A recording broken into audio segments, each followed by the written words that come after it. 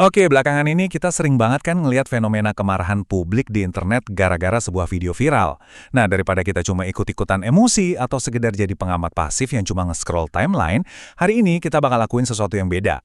Kita akan ambil satu kasus viral yang kemarin sempat bikin geger, yaitu kasus di SMA 1 Purwakarta, dan kita ubah itu jadi sebuah studi kasus akademis yang benar-benar mendalam.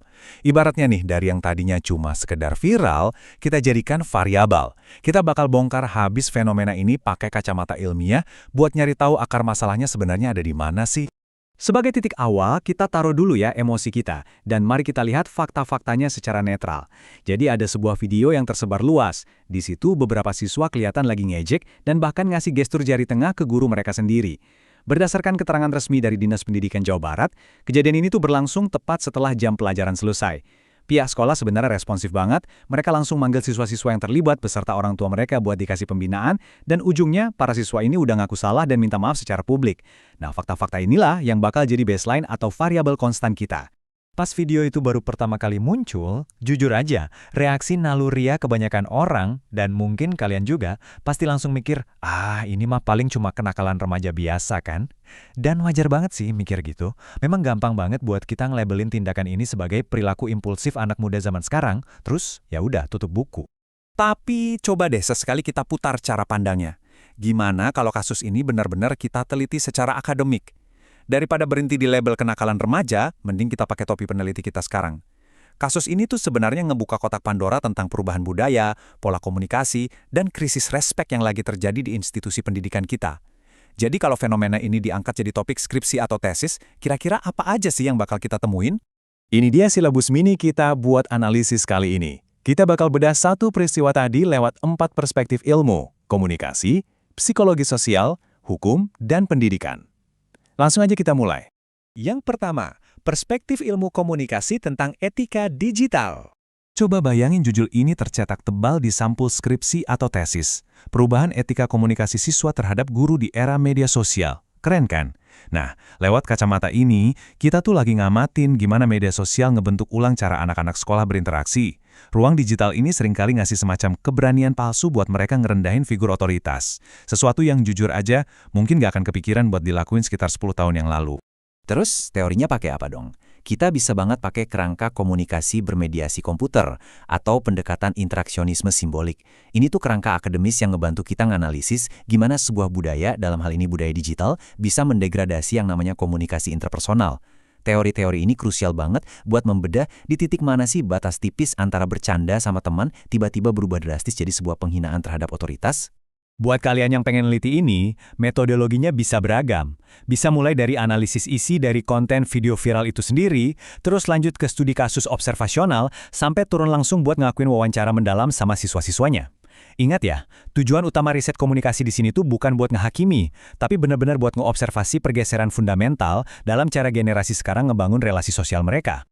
Oke, lanjut ke nomor 2, perspektif psikologi sosial tentang konformitas kelompok. Perhatiin deh judul tesis yang lumayan provokatif ini.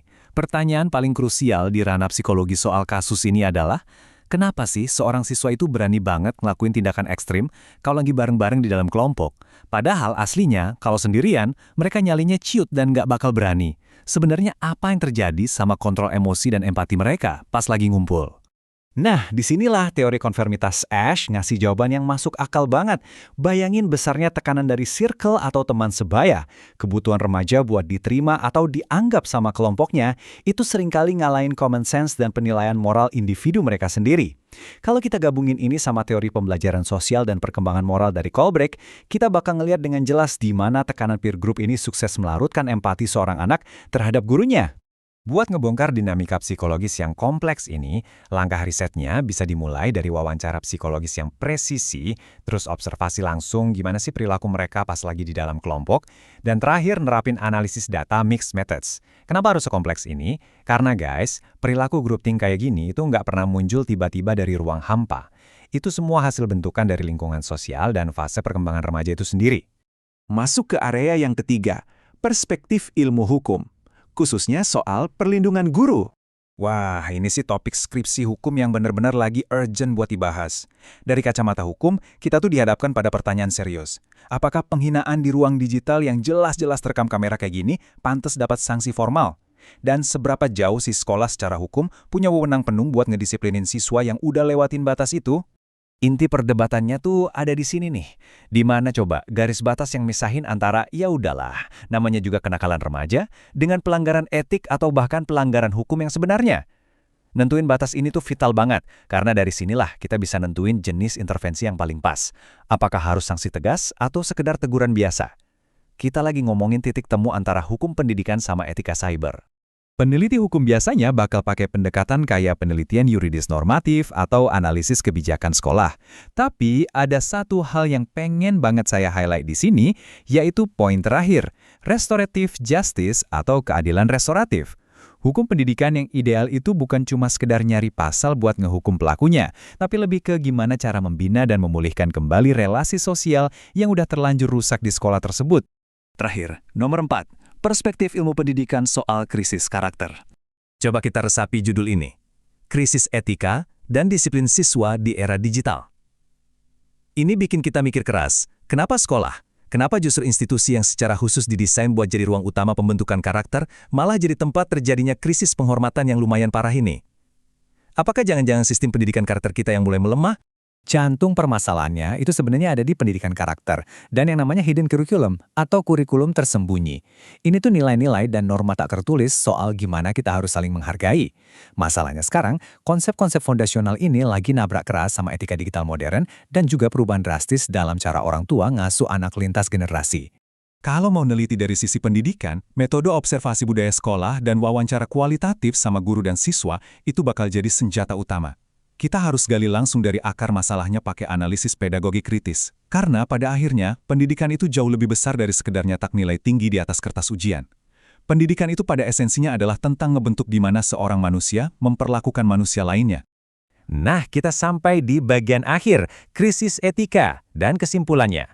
Buat penutup, coba deh kita renungin take away penting ini. Krisis paling besar di dunia pendidikan kita hari ini mungkin sama sekali bukan soal anjloknya nilai rapor atau skor ujian nasional. Enggak. Krisis terbesar kita saat ini adalah hilangnya rasa hormat, menipisnya empati, dan lunturnya etika dalam relasi antar manusia yang terjadi secara pelan-pelan tanpa kita sadari. Kalau ilmu pengetahuan anak-anak kita nggak diimbangin sama adab, kira-kira bakal jadi apa masa depan generasi kita nanti? Ini benar-benar pertanyaan yang layak kita pikirin bareng-bareng. Oke semuanya, makasih ya udah ngikutin analisis mendalam kita kali ini. Tetap kritis dan sampai jumpa lagi.